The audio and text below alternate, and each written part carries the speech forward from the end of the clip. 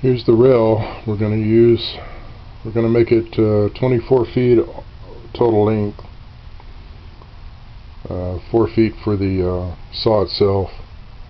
That's how much it'll take up, and then 20 feet left over to cut a 20-foot log. Here's the base for the saw, the wheels that'll run on the rails. Just got done building these. They run real nice. These are the going to be the guides for the upright pipe.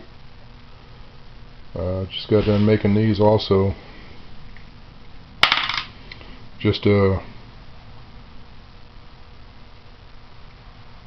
piece of round stock that's faced off on both sides, cut it, and then bored a hole through it.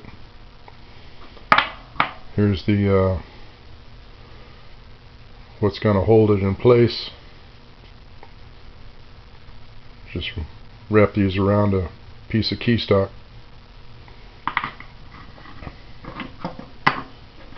And then here's what it looks like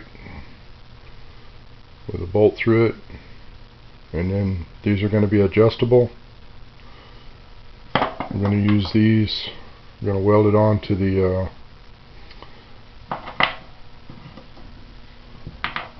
to this piece here, one on each side, and then we're going to put a bolt through that into the pipe, the outside pipe, and this is going to put pressure on the inside pipe, so then we can adjust it.